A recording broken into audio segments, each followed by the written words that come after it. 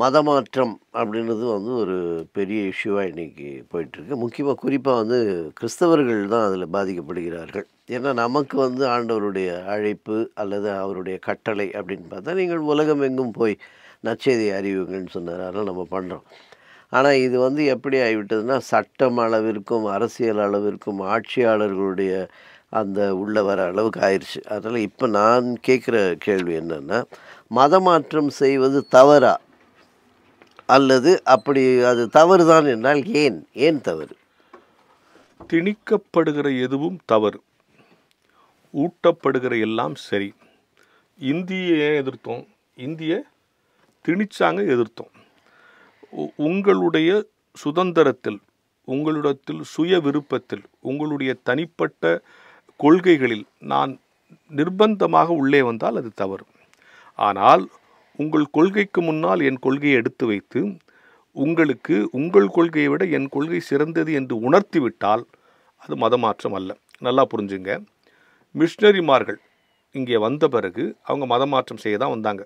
மதமாற்றம்ங்கிற சொல்லை இப்படி சொல்லுங்க, கிறிஸ்துவின் அன்பை உணர்ந்தவர்கள் அடுத்தவருக்கு அந்த அன்பை சொல்ல இங்கே வந்தாங்க. இங்கே வந்தவுடனே நேராக ஏசாமின்னு ஒரு கடவுள் இருக்குது, நீ ஏற்றுக்கொண்டு எந்த நற்செய்தியாளரும் சொல்ல வராங்க. இந்த மக்களுடைய நிலைமையை பார்க்குறாங்க. இவங்க கல்வியில், பொருளாதாரத்தில், சுகாதாரத்தில், பண்பாட்டில் பல்வேறு சிக்கல்களில் இருக்காங்க. அதனால் அவங்க எல்லாரையும் எலிவேட் பண்ணி அவங்கள எல்லாருக்கும், அதனால தான் பள்ளிக்கூடம் ஆரம்பித்தாங்க, அதனால தான் மருத்துவமனை கட்டாங்க. அவங்கள எல்லாரையும் அவங்க சோஷியல் ஸ்டேட்டஸில் உயர்த்திட்டு, அதாவது அவங்களுக்கு எல்லா அறிவையும் கொடுத்துட்டு, எப்பா எல்லா அறிவும் உனக்கு கொடுத்துட்டேன், எனக்கு ஒரு கடவுள் தெரியும், நான் உனக்கு அறிவு கொடுத்தேன்ல, அந்த அறிவின்படி இந்த கடவுளை நீ ஒத்துக்கிறேன்னா நீ ஏற்றுக்கோன்னு சொன்னாங்க.